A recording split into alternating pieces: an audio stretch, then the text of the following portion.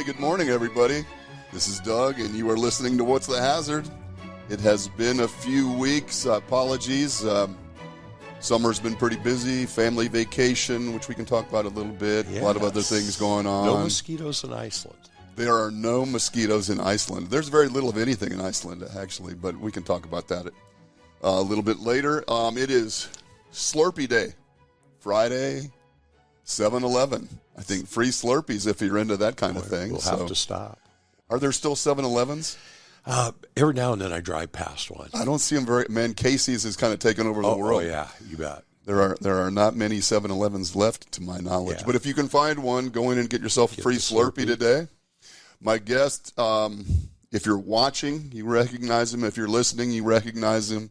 Marc McClure, good friend, longtime colleague, consultant extraordinaire, if you don't mind my saying so. Excellent consultant. You are the proprietor, co-owner, or owner of Riskill Consulting. You've been doing it a long time, brother. I have been. So. And you're going to tell us a little bit about some fun things that you've been doing in the safety world. But let's just catch up a little bit. How are things going? I am well. You're doing well. Family as well. Youngest daughter got married in June. Oh, congratulations! Went to Montana. Made that happen. The wedding was in Montana? Yeah. Helen wanted to be married in Helena in 2025. Is that true? That was really... There was no other connection to Helena? Or was there? No. They wanted a destination wedding. Dad took her to Helen, Georgia in 2011, so we'd cross that one off. Okay. That was not going to be it? Yeah. So she double named my mom, and her grandma on her mother's side were Helen. Both of them had St. Helena as their patron saint. No kidding. The big cathedral, St. Helena's in Helena. Interesting place. They chose it. Went there, looked at it, loved it. It was a gorgeous place. We had fun. I'll bet. Montana's a beautiful state, man. I truly enjoy Montana. Congratulations. One of the unique facts is when the gold rush hit in Helena, Montana became the third richest city in the United States. Now, this is the 1880s. Literally overnight. Yes. New York, Chicago exceeded it. Washington, D.C., Philadelphia, all these major cities, St. Louis, Chicago, all major cities. San Francisco after the gold rush. Northern Nevada after the silver rush. Denver. Their wealth exceeded all of those cities. Wow. And just amazing. In a city of 30, today it's a city of less than 30,000. Wow. Is it in the mountains? Yes. Or is it in the plains? It's kind of up on the edge of the mountains. Fantastic. Yeah, nice. Yeah, it is a beautiful state. Nice. And so also since you've seen me, so I'm doing this knee replacement marathon. Yes, you are. I know you're doing the 50-mile march. My deal is to see how many times we could put in and take out knee joints. Oh, brother. So I'm getting ready for third surgery. Next week, third surgery. The old wore-out knee got taken out. No warranty, and the original manufacturer isn't with us, so... Is that true? Couldn't complain to them. Got a new knee, and that new knee came with a staph infection. And I just kind of hit the wall. Then you look at everything else before you think it's an infection. What am I doing wrong? What's physical activity like? Am I stepping wrong? Pulled a sample from it, found the infection, and started again. So had the next knee removed. So I'm actually only with one knee as I sit here today. You're walking around like... Yeah, it's amazing. It is remarkable. The muscles, the tendons, the bone connections are all holding me upright. I just don't have a whoa going like this. So that's a great description. Flat floor. Right. My whoa is okay. Get me on an incline and there's no joint in there. There's no whoa. It's a little interesting. I'll bet it is. Wow, that is remarkable, man. I love that description. Yeah, there is no whoa. Yeah, it may keep moving without me. So, as I've been teaching classes, I tell everybody if all of a sudden you see me go like this, it's probably because I just felt the knee kind of just gave a little too much, or the swelling's gone. It moved a little more than it did before. And oh my gosh! So, but been well. You are an amazing man. Good for you. Yeah. It's not gonna stop you. Oh no. I'm working right up till Tuesday. I'm gonna walk a foundry over in eastern Iowa with a client. And just stay off the mold sand or something. Yeah. Yeah. No, good for you, man. So, yeah. I hope everything goes well. Obviously, Me too. I'm praying for you, and I want it to go well and get you back in the game. And then my other big news is my partner in crime, or my handler, as you always referred to her, Katie. Mm-hmm. So Katie's not my handler day to day. I'm loose and off the leash. In December, an opening came up at the North Iowa Community College based in Mason City, NIAC. Katie took a position there. She's their English as a second language coordinator. No kidding. Yeah, so if the check's late, the report didn't get written, if I left something laying on the desk and didn't mail it to you, if my shirt's not buttoned right, we can just say that Katie is no longer checking on her dad every day. So she's not. Is she totally out? Oh, or no, is she's just like still doing a little bit less. We are helping her raise her child, and so she's in our house all the time and still looks at all the stuff. So yeah, good for her, man. That's great. Yeah, no, she's going to be exceptional in that position. Yeah, couldn't pass that up. So. Does she need instructors? That's what she's working on, is lining up the instructors. I've got a son that's got a degree in English and history and language. Send him our way. He would be fantastic for that. Send him our way. We'll make that connection. That'd be fantastic. Yeah. Awesome, man. Well, just one announcement. You already pointed it out. The two, I'll call them fundraisers, but they are bigger than fundraisers. They are events. They are, these are commitments. These are really impressive activities. Bike with Mike, that took place in June. Huge success, and a number of people in my world participated, which was really nice. So thank you all that came out and supported that fundraiser. And now we've got the 50-mile march coming up in August. Let me check real quick. August 23rd and 24th, the 50-mile march, which is, again, a fundraising activity for homeless veterans and veterans that have some mental health challenges that need some support. So that is going to take place. The march is from Lincoln, Nebraska. I think it's La Vista officially. We'll call it Omaha, Nebraska. Our friend Abby Cherney from Airlight Plastics is doing it again. I think this might be her third or fourth time. She is an absolute animal. This is a fundraiser where you can donate or contribute to the team. So we are here at What's the Hazard? We are Team Abby. So it's not too late to throw your support into that event. A really outstanding event. The people that do it, I'm not marching. So you misspoke a little bit. I'm wearing the T-shirt and I'm promoting. Well, I am getting the knees taken in and out. So you can't. Guess I'm giving a little bit more there. You get a pass. You get some consideration. But Abby's doing it for us because she's just. But you read the testimonials of the people that have done it. It's a life-changing event in many ways. To do something like that. Just all the positive stuff that comes from that. It's awesome. So go to the website. Contribute some money to Team Abby, and feel good about yourself for an hour or two. Perfect. So let's get to you, man. So we've been talking about this a little bit. Yeah. You and your buddy Gary. Yeah. And you and I have had this discussion. So I'm fortunate, Doug, reconnected with an old friend, a mentor, Gary Higbee. Gary's license plate in Iowa says Mr. Safety, so you know that who he is. First. Yeah, he's at the top of the list. He's the number one. Gary came up, got into safety with John Deere. His father worked for Deere. Gary had a passion to work for Deere. That was something he wanted to do. Became an engineer with them. We won't hold his engineering degree against him. He came up. They got him over to safety, and he did a lot of revolutionary things.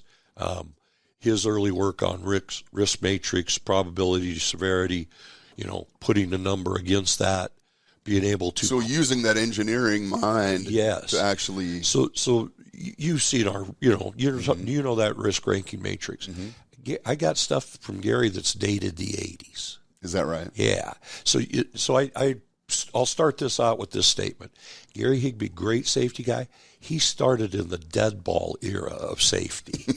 So his stats may not look as flashy as some others, but. Right. We reconnected. We wanted to do something together. Thought about talking about numbers. Were we misled in 1970 by the guidance of where we thought numbers were? we have talked about this. We believe there's underreporting to OSHA. Was there really a lot more underreporting than we knew about as we created OSHA? Was the number we were heading for the wrong? We weren't on the right trajectory. And the reason Gary and I asked this question, and you know this, around 15, 18 years ago, we kind of hit a flat spot, and we keep killing somebody about every 101 minutes in the United States at work. And it hasn't got better. It kind of plateaued, didn't it? It kind of leveled out. Yeah. And as a guy who, I don't have the 100 years of experience in safety like Gary does, because I'm not that old. But you know what I'm saying. So we talked about this, and Gary's like, there'll be two people to listen to that talk, you and me, as we talk to each other. Right. So he's still pretty astute about things. How do two old guys put a spin on the subject of safety and keep you interested, entertained, engaged? Mm-hmm. And it came to me one day as we were together, we both have a love for baseball. From that, and I don't know which one of us is going to write the book. I think it's Gary because he knows more words than me. He's a better speller. They got things for that now. We have developed a platform, and we call it All I Know About Safety I Learned at a Baseball Game. Mm-hmm. And we're taking that to build our classes from. If you want to see my new ergonomics class, we're talking everything I'm going to relate is going to be baseball related to my industrial athlete on the manufacturing floor or the construction site. We thought about this. We thought about what we wanted to do, and we started putting things together. We have a presentation we call a winning game that's designed for leadership, your safety committee leadership, your management, plant, site leadership. Been working on some things like this. At heart, we're still safety professionals, wanted to do hazard analysis because we always start with what's the hazard. Absolutely, yeah. So we thought about this, and we came up with, let's do hazard analysis through the trained eye of a baseball fan. So we hosted a class on hazard recognition, risk analysis, and mitigation.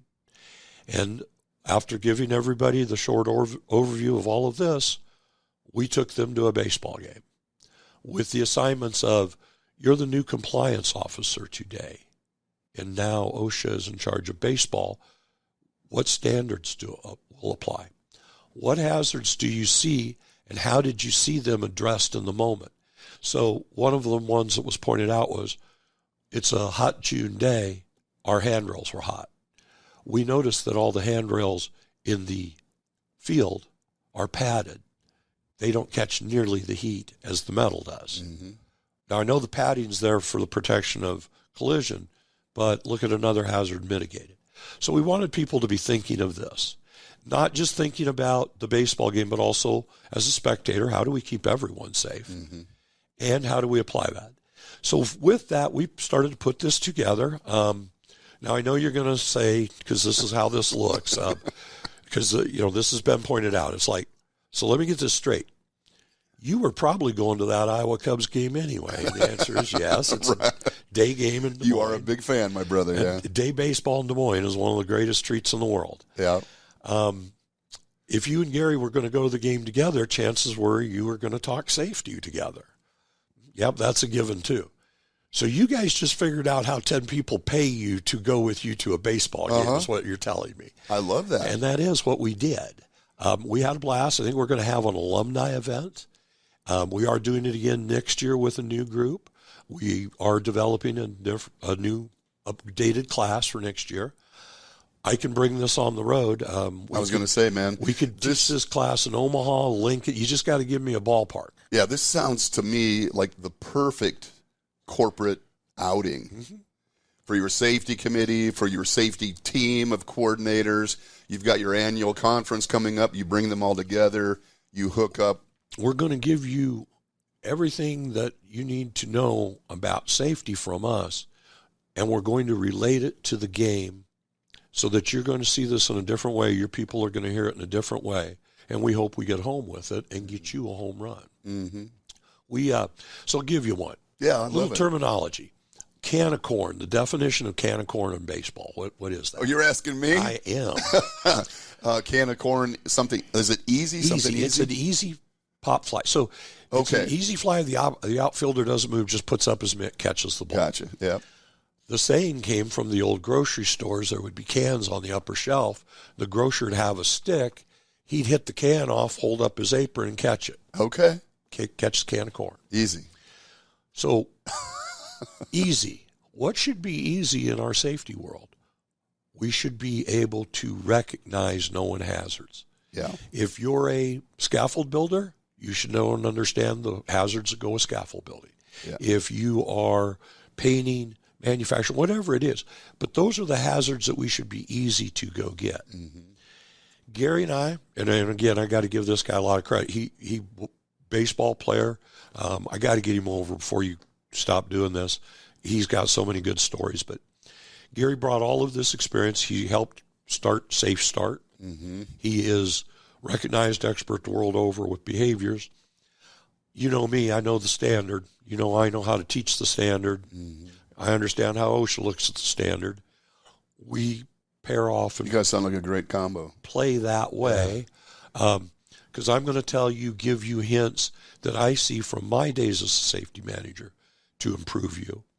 Gary's going to tell you how human behaviors affect your safety and how the things that I'm telling you to do, you have to do this to make sure you're in line with your industrial athletes. Mm-hmm. And I think the piece that might be overlooked is hazard recognition skills and mitigation mindset just transcend all life, right? I mean, it's not just your work environment. It does, and we get in such deep paradigms of it. This is when we start accept the broken window theory. When you start accepting that one hazard, you walk past it, you become blind to it. You know, I was in a restaurant yesterday. They had water running out on their floor from an ice machine. Now, I know, you know, we can move this ice machine. I can get you a good plumber here in Omaha. $300 later, it's fixed. But they either haven't had it happen to them to recognize the hazard, or they've accepted that condition. Mm-hmm. I want you to see hazards in a different way. So I need to put something in front of you that's different for you and put it in your mindset. Not many people have been to a baseball game to think about looking for all the hazards. Right. So we thought this would be a great platform. We have figured out the similarity of safety at work and baseball games. So environment affects us every day at work. Hot, cold, noisy, whatever it is. Baseball. Hot days, man. Dog days of August, the dog days of summer, that's their term. You know, this is an effect. Rainy nights, the opening and closing of a dome, all affect the outcome of the game. So the environment is very important. Well, we know how important it is in our safety world. Yeah. So how does this play out? So I come to you and, you know, we'll give everybody your number and contact information. I've got a group of 10, 12 people that I want to go through this process. I mean, are you meeting at the ballpark then? And what happens when I show up? What we did, we're in downtown Des Moines, Principal Park, lovely park. Downtown parks are the best parks. Yeah. So we stay where we can walk to it. That was honestly my first big long walk. It was about 5/8 of a mile without assistance. I didn't take a cane. So I was pretty proud of myself. Told everybody that, you know, I thought that I could do this, but what should you know and think about? Well, you got two old guys that are going with you. So, you know, make sure Gary and I get across the street kind of thing. Right. But yeah, so we did that. Then we went to the park, did the game. Then we come back the next morning, had a 4-hour session. In the wrap-up session, we involved some outside resources. Let's say if we were going to do this here, I'm going to be on the phone to your old friends over at the office because I would love to have one of the OSHA guys come and help us with the wrap-up of talking about what standards we could apply to baseball. Yeah. So we looked to do that. We had an insurance person involved to help us with some risk mitigation. But I can do this at about any park. And I mean, we could involve you. Right now we do have 2 corporate clients, and I'll give a shout out, Myron Construction, whoop, whoop. Yeah. So Myron, Kevin Hildebrandt, old friend, Matt Krause, old friends, they sent some people. They're based in eastern Iowa at Cedar Rapids. This guy left the room telling me, I want you to come to Cedar Rapids, do this at a Cedar Rapids Colonels game. I want to take my whole office. I said, well, here's our schedule. Let's pick a day. He's off working on that. In the meantime, the guys in Neenah, Wisconsin, the headquarters of Myron, reached out and said, what do you think about doing that in Appleton? Well, partner Ted's in Appleton, so we can make that happen. So, yeah. So would a guy like you go into Werner Park to watch the storm chase? Oh, yeah. Or is Yeah, that totally... Is your allegiance too strong to No. So I'm a Los Angeles Dodger fan, I know you are. You know. Yes, I do. I am a fan of the young men that come through Des Moines. And same thing here. Yeah. I used to come to the games here when I lived this way. Yeah, I know you did. And stuff. But Pete Crow Armstrong, man, I got to tell you, the most exciting guy I had, and I can rank him above. The last guy I would have told you was Javi Baez. Had that effect in Des Moines. Pete Crow Armstrong, the same thing you're seeing in Chicago, he did for us in Des Moines. That guy came up. He had a big weekend, his first weekend up, Doug. The next home game, day game, we're in the outfield. I'm out there with all my old buddies, ball hawks and everybody. Here's like 4 little kids, 8 to 12. There's a 9-year-old standing there, and he goes, all right, these are the rules now. Can't take the ball away from it once it's in a guy's glove. This guy's going to hit a lot of home runs. We're all going to get a ball. It's like, I love a 9-year-old telling me the rules of catching home runs. But he's absolutely right. The excitement that he brought to that park put those kids there. He went up off the fence in center field. I'm sitting right above him. He missed the ball by about this much. He comes off the wall, fielded the ball, threw it in, turned and was looking at the wall. And I knew exactly what he was going to do. The next thing you know, he breaks from where he was. He ran because he could see the ball mark above on the wall where it hit. He leaped to see how high he could get to that because he'd missed that. No kidding. And it's just like, oh, I love a guy that... I'm not going to miss it the next time. Yeah, he's gauging himself. I thought he had it, but... So without revealing too much, what kind of things are you finding at the games? So... What types of things are your students finding? So we put the students in the mindset of we've identified the players for everyone. So our players, our outfielders, would be our everyday workers at work. Okay. And a ball hit to them in the outfield, whether on the ground or in the air, is a hazard. People get on base, runs score, we lose. Not a good day for safety. So we have to address those hazards as they come, those fly balls, those grounders that get to them. Our infielders, we see, are frontline supervisors. And the reason we pick first, second, and third base is, as you know, productivity, quality, and safety are those 3 things that get measured, get looked at, and kind of get lumped together on every supervisor's desk. They have many hats to wear, lots of things to do. And your infielders can cover any base at any time. And you have a 4th one, a shortstop. That shortstop's kind of that roving guy. He can get a big chunk of real estate covered. We can relate that guy to being that jack-of-all-trades person, plug him in, can do. Your guy that has to go out and fix that problem every now and then.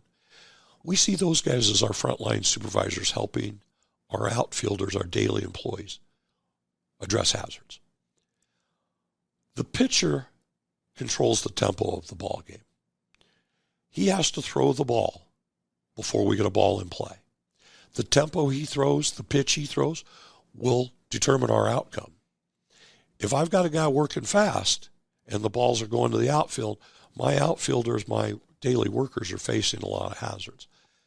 The people that address our tempo at work is the boss.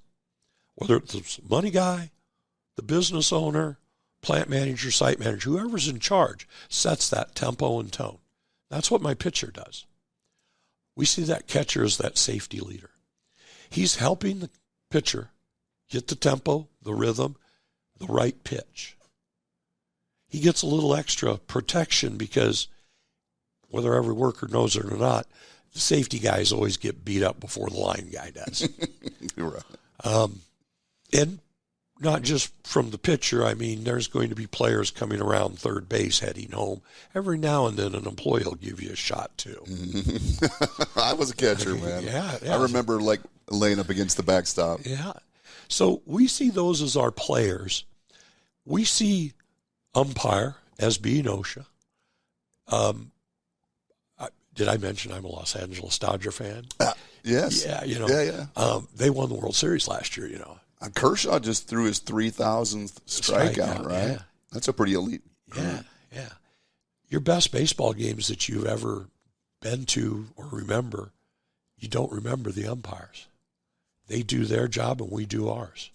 And that's how I've always looked at OSHA. I've always had a good relationship with OSHA back to your days, Darwin, everybody, Matt now, the people in Iowa, Adam Lathrop, thumbs up for Adam. He's going to be a great director for Iowa OSHA. Yeah, good. Only 10% of the companies in the nation will ever meet OSHA. You know this. So we'll remember all the good games. 85 series, you don't want to bring up how that worked out with the call at first base against the Cardinals, because my Cardinal guy, Gary Higbee, he remembers. He remembers that call. Yeah, you've told some great stories about Gary. Yeah. Some really interesting stuff. He's got a lot of interesting things. Yeah, and I do. I need to have him come over. Let's do that. We just put that kind of in this relationship so that we can speak this and get the people into the lingo and understand. Let me ask you a question. In baseball, is a steal a good thing or a bad thing? Well, for who? I mean, who are we? That's a great question. So we could see this two ways, can't we? Would you describe a steal as risky? There's risk, definitely. Yeah. And we reward it when it's successful, right? Yes. Well, yeah. What do we do when it's not successful? You suppose a player gets talked about where he got his jump, all these things. But wait a minute. If our goal is to score runs, why do all the work to get the guy on base and then get him taken off without a play? So is a steal kind of like a risky behavior, and because it goes well, we just continue to reward it? That's interesting, yeah. So absolutely. We're trying to relate the discussion, and then that's how we relate it in the game. Absolutely. We want, now you have that runner on first. What's he going to do? What's the risk? Some of you need to be watching and rooting for the team that has the runner on, because this is the paradigm and how you'll see this. Mm-hmm. The rest of us will watch it from the defensive side, and here's what we see. So we want to talk about that and bring that in. Your employees are your industrial athletes. We need to be thinking about them in these ways, and we need to think about how we coach them. Gary and I don't mention coaches. Our outcome we want for you is to help you develop a winning strategy and hit a home run with safety. Mm-hmm. We use the coaches in the position of coaching to talk about some bad coaches. The coach that's stuck looking at the past number. Man, my incident rate was a 5.0 last year. Yeah, that's not the team that's on the field today. Mm-hmm. That was the field yesterday. Yeah, right. That game's behind us. If we're dwelling on that ball game, that team's in last place, why does everybody score themselves off that bad old number? Mm-hmm. That's just an outdated paradigm's got to go. The coach that blames the players. I didn't do nothing wrong. It's always the player's fault. And we've all been at companies like that. Mm-hmm. Just a quick story, company keeps having people fall off ladders because they don't go and actually look at the hazard to understand they need a platform ladder rather than the step ladder. Mm-hmm. They don't do their job. They're just blaming the guy for falling off the ladder. Right. There is, God, as you describe this, man, there are a lot of relevant connections. All I learned about safety, I learned at a baseball game. Yeah, no All doubt. those days I sat in the OSHA classes listening to you and Darwin, Phil, Bernie, all you guys. Should have been at a baseball game. You should have been, absolutely, without question. But there's so many relevant connections. There's a lot. The bad coach that runs on the fear of OSHA. Right. We've got to do it this way because OSHA will come get us. No, or what about the coach that runs out and screams at the umpire and gets thrown out of the game. How many times as an OSHA guy did I get screamed at, and consciously or subconsciously that affects the outcome of that? Couldn't jerk your thumb? But I could issue more citations. And maybe that was the jerk of the thumb. That was the jerk of the thumb, they just didn't know that yet. Yeah. Yeah, no, exactly, Doug. All of those things. Very cool. Yeah, and so we started putting this together, like I said, and I'm going to give credit to Mr. Higbee because he inspires me to think about these things with what he teaches me about behavior. Mm-hmm. It's amazing. I sit in the back of the room. I bring him in on every class I can just so the people can hear a different voice. Mm-hmm. You can only listen to me so long. I get Gary in the room, and the next thing you know, I'm making notes. And Katie hit me up one day, and she's like, "It's so cool you're still learning something from Gary." And it's like, actually, as I read these notes, this is the same stuff he told me 30 years ago. He's just telling me in a different way. Yeah. So I realized that, we have to stay fresh. This came to us, like I said, Gary's got a background. He wanted to be a major leaguer. He's a huge St. Louis Cardinals fan. He's an engineer. I try not to hold either of those things against him. He's a big U of I fan, and go Big Red. So, there's just so many things that. So if you two can get along, damn it, why can't we all just get along? And again, it's so fun, Doug, because to me, he's been a mentor for so long. So there are times that he just looks at me and just kind of crosses his arms and shakes his head and wonders where he went wrong 30 years ago. But occasionally he'll say, "I think he got it." Yeah, I think he's been listening. It's maybe a once a month deal, but it's about a once a day deal that he shakes his head and says, "Nah, he didn't get it." So. No, I love the idea. I mean, I see so many safety committees struggle to make these concepts relevant and relatable to their employees. And I'll give you one more. So, okay, and you know me, I knew stat. You remember when I was at Procter & Gamble, I had injuries figured out down to the rolls of toilet paper used in the bathrooms. Right. We looked at everything because we could. P&G encouraged us to be very broad-minded, look at anything until you can eliminate it. So there's a lot of companies that have a lot of numbers. This is just a tease now, and you can go double-check me, fact-check me on this. There's not much proof, but I'm not so sure that Gary Higbee didn't invent Moneyball. You look at his early work with safety risk analysis, and I know I'm saying this a little tongue-in-cheek, but honestly, I will have Gary go, well, here's where we're ranking our risk, here's our probability, here's the outcome severity, that gives us this number. And I'm sitting there and I'm like, that number, that number, that number. And it overlays, and well, heck, that number there, that number happens to be Derek Jeter's lifetime slugging percentage. Here is his OPS and his WAR. How did you make those work? Well, it looks to me like Gary may have been teaching somebody Moneyball. No kidding. Back in the late 80s and 90s. And again, we can help with that. We can put that so somebody could present this in more of that way. What is really an OPS for safety? What is a WAR number, a wins above replacement? What does that really mean? We can take that baseball definition and we can apply that to a safety number. We can give you an OPS for your daily safety, just like we look at what a team does day to day.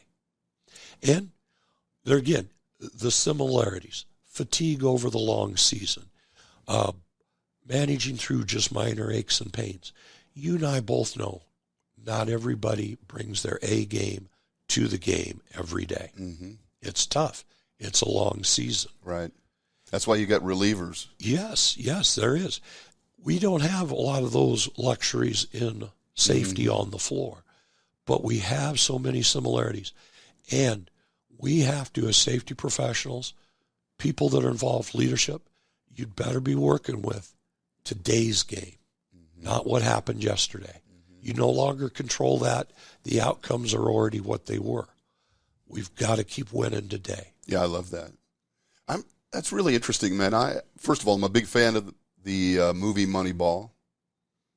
Yeah, I find that really interesting. I'm pretty certain that those guys like read some of Gary's papers from the. Absolutely. And I'm being honest. Why not? Absolutely. Because I can tell you the graph, the worksheet that you and I both know, risk ranking matrix, I've seen Higbee's dated 1980.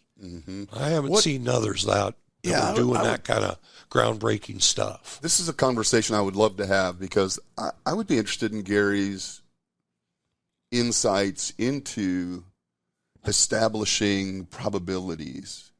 You know? Oh, yeah. No, I would love to hear that conversation. So, he could even break out the slides from the 70s of John Deere equipment. Love it. And then, I mean, he's got one, and I just got to do it as a tease. But he has a piece of equipment, it's like a rototill. It was very complex for its time. Sure. Deere painted it a different color so people didn't know whose it was. And Gary was issued a gun to guard it when it was in a warehouse in the middle of a field in Texas. But he will tell you what he did to answer your question. Because of the weight of the parts, a lot of manual assembly. And as they put this to the field, Gary was applying that knowledge to the fixes to ensure that he was eliminating safety hazards, probability, severity, based upon his early risk analysis. Interesting. So yeah. I'd love to have that conversation, man. I'm fascinated by risk assessment. I'll put that one out there. That one would be I think Gary Higbee invented Moneyball presentation. So I love it. He laughs at me because he's like, you're just really reaching, because there's a whole, Bill James started doing some things with, gave us life to the numbers and statistics of baseball. I'm just saying, my buddy Gary was doing that too with safety. Right. The technique, the numbers, the way we execute looks similar to what Gary was already doing. I don't know what it looked like on the floor at Bill James there and getting into sabermetrics, but I do know what it looked like at John Deere Maytag with Gary. So, very cool. Yeah. And so how are you, when the folks show up, you're doing a little intro, obviously. Yep. You spend a little bit of time with them before the game, getting them kind of prepared. What is for the a hazard? How do we recognize hazards? What kind of hazards what's the can of corn hazards today? We relate some of this. Gary gives them a quick list, lesson in probability, severity, outcome.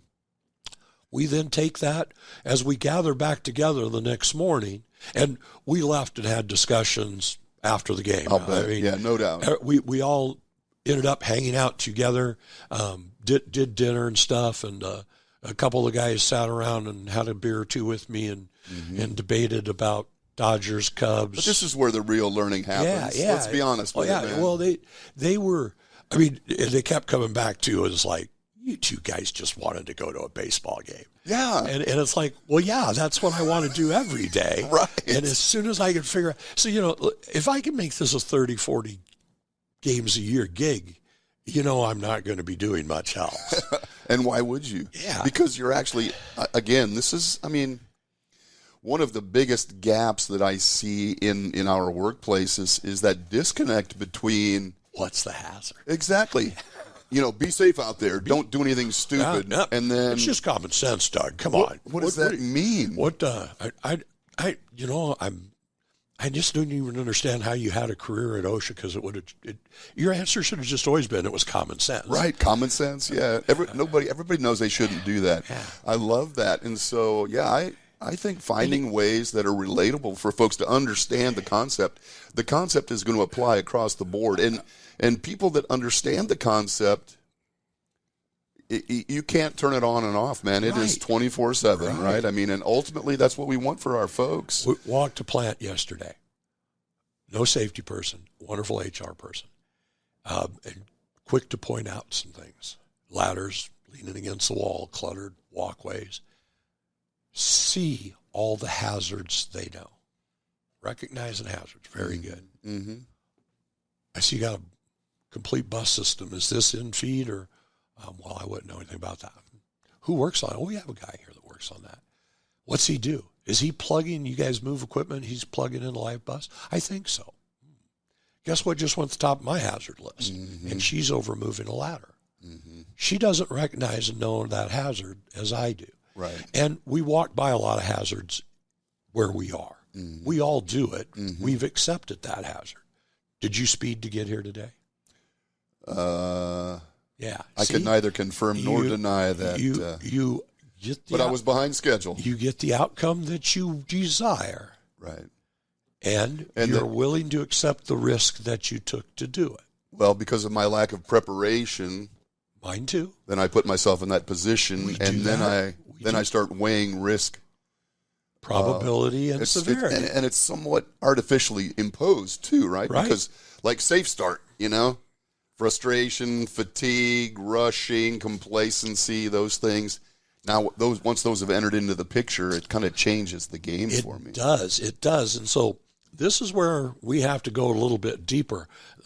This is why we have to talk about left-hander versus right-hander. Ooh, talk about that. I don't even know what that means. Well, I understand that it's a consideration. So left-handed batters bat better against right-handed pitchers.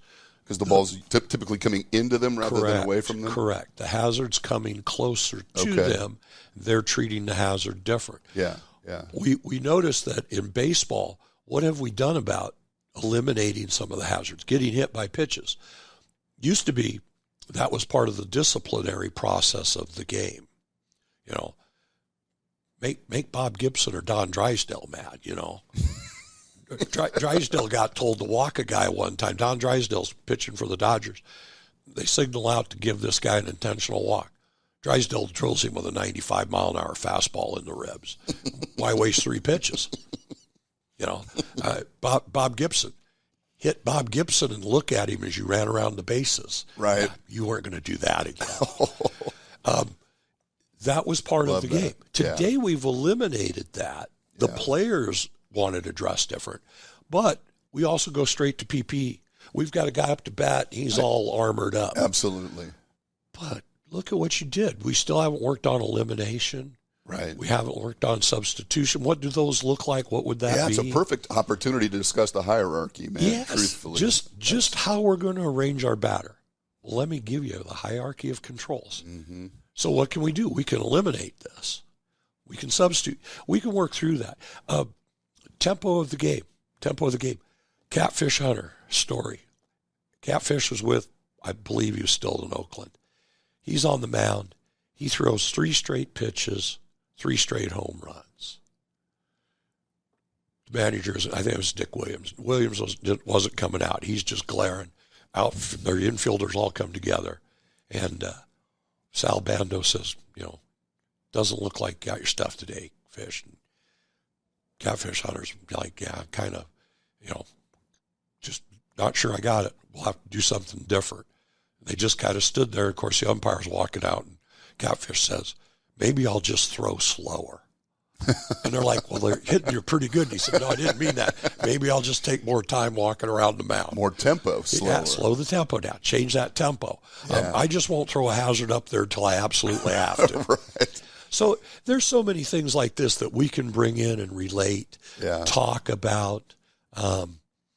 Just great stuff. Great stuff. I love it. It's a great concept, man. I like it a lot. Another little Gibson story. So, am I kicking your bad leg? No. Okay. Gibson's out. He's kind of got a rough spot. Bob Uecker happened to be his catcher that day. Uecker can fix everything, So he decides to pop out of the old catcher's crouch and go talk to Bob. Gibson didn't like to have his tempo disrupted. He tolerated Timmy McCarver as a catcher and Ted Simmons, but is that right? Oh yeah, no, he didn't want you to come talk to him. He when he struck out the 18th batter in the World Series, he was back up on the mound, and McCarver stepped out, and he signaled McCarver to get back to the plate, and McCarver was pointing to the scoreboard, so Bob would take a moment and let the applause be for him. That's what the fans were doing. Gibson didn't even think about it. He was ready for his next pitch. He had a job to do. Mm-hmm. But Uecker hops out, comes out to the mound. Gibson meets him halfway. Gibson looks at him and says, Uecker, what do you... Get the hell behind the plate. What are you doing out here? Uecker looks at him and says, well, Bob, I come out to talk to you about your pitching. Gibson looked at him, and again, I'm not going to use the 4-letter word here. He says, but, what do you know about my pitching other than you can't hit it? He turned around, walked back to the mound. Uecker goes, hey, nice visiting with you, Bob. Goes back behind the plate. Again, I can relate this one. I know you're just the theory safety guy, but I had a few plant managers that met me off the mound and told me to shut up and go do my job. Interesting. So again, we can relate this. We can talk about this. Was Euchre a good catcher? Yeah, he was a good He catcher. must have been a good catcher. Good catcher, right? and he had some speed. I mean, he always played that foil, and he was always playing that. You just, if you took Major League Baseball and you had a ball game, we could have a ball game at Schwab Field, and every major leaguer that ever played the game could be in the stands, and there would still be room for us. There's only been, going back to the professional leagues, 1869, baseball, everything, there have only been like 20,000 people play the game professionally. Right? So to get to the major leagues is pretty awesome. Pretty awesome. And, he was a good enough catcher to be able to hang on with teams like Warren Spahn in Milwaukee, Bob Gibson, Steve Carlton in St. Louis. He was there for some great Lou Burdett, great pitchers. They were willing to put up with him not hitting because he could catch a good game. Mm-hmm. So interesting. Just again, a lot of things. Do the students ever surprise you with their insights and things? Oh yeah. We get things right away, and it is like, oh wow, Gary and I'll look at each other and be like, well, we didn't think about this one. We had some good discussion. That's awesome. We had perfectly in front of us, one of our classmates was sitting a row ahead of us, and we're on the first base side. So first thing was, I cheaply bought us grandstand tickets. It's a total freaking hot day. What's my class do? One of my class guys leads us as pirates, and we found seats not occupied in the shade for the whole game. And nobody said a thing to us, so life was good. Have foul ball. This guy's in the sun. As he's looking up for it, he lost it. What's he do? He turned around and looked at us. Higbee and I are going like this. Jeremy Dan and a couple of the other guys on their side are going like this, and he just knew I need to lead one way or the other. He knew exactly where the ball was going. And the ball hits like 2 feet from him, but he totally lost it in the sun. Yeah. How do you recover from a hazard that is there? Now I don't know. How am I addressing it? Well, what's everybody else addressing it? Mm-hmm. And he leaned the right way. Interesting. Lady walking down the aisle. She's on her phone. She's got her empty can of beer going for another one. The seat in front of one of the class people was down. Mm-hmm. And she hit it with her left leg.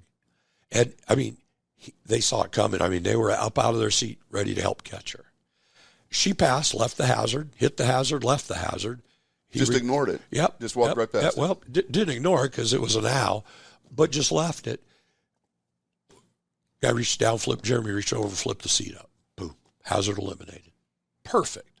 We will be talking about that tomorrow in the hierarchy of controls. No doubt. Right.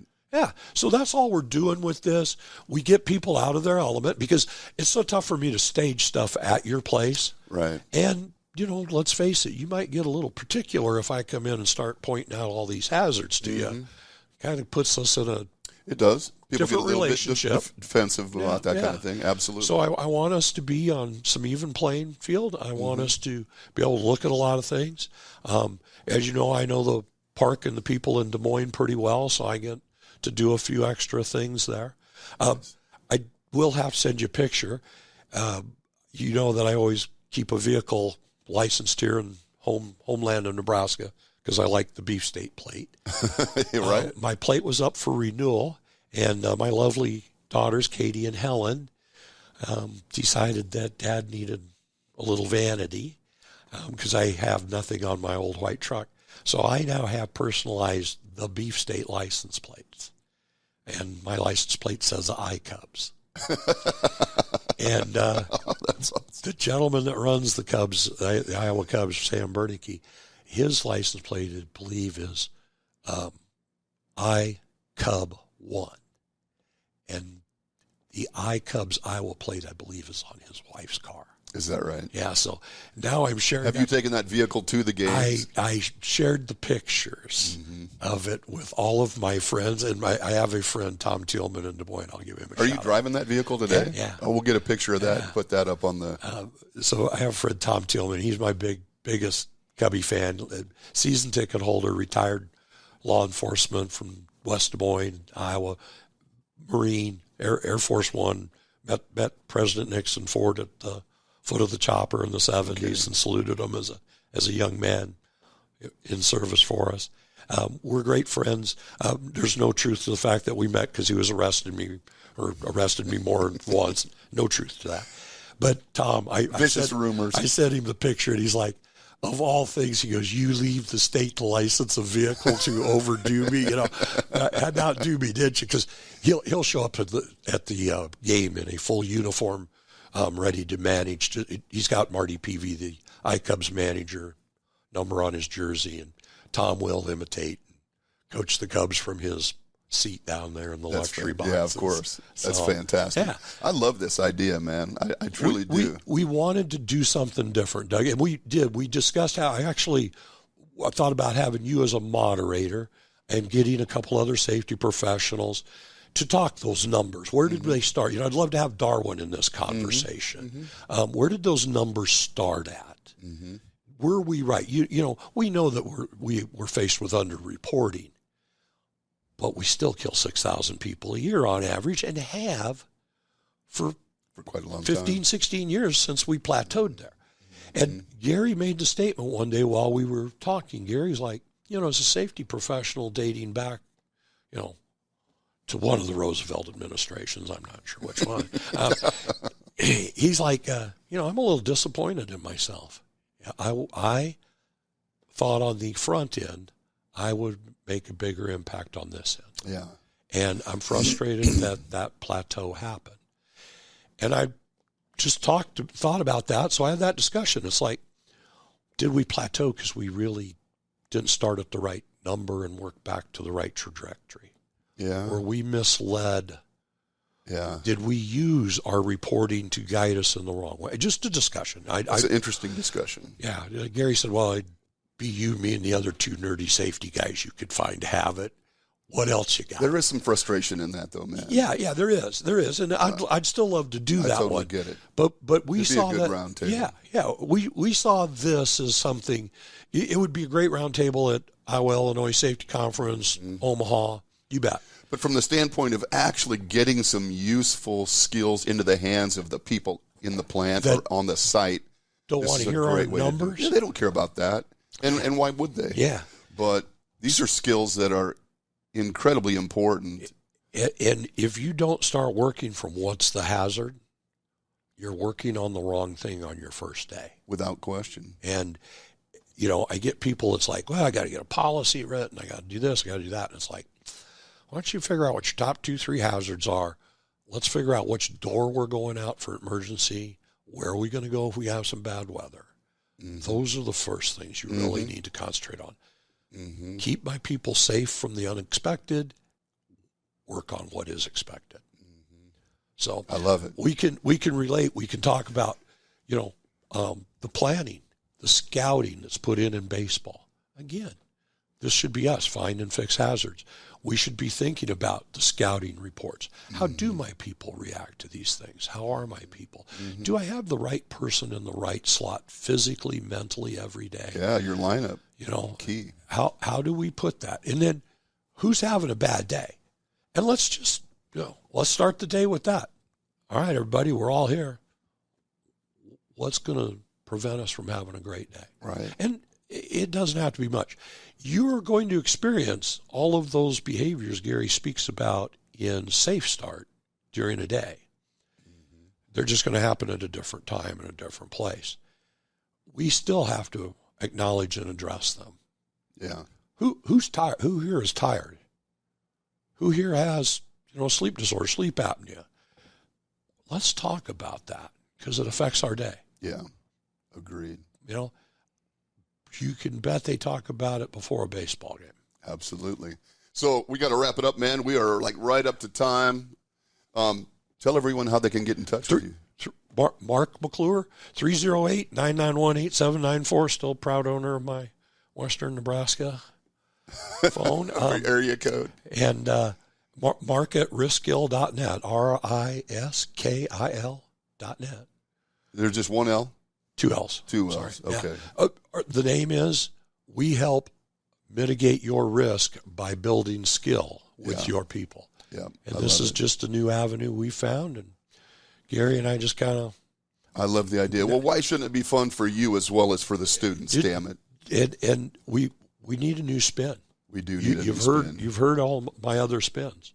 Well, we've been teaching OSHA 10s for this purpose for a long time, and that line hasn't changed. If you come to my OSHA 10 now, you will notice that my presentations all carry a baseball theme. When I talk ergonomics, I'm going to relate to player-type injuries in baseball. How do they relate to us in construction, general industry?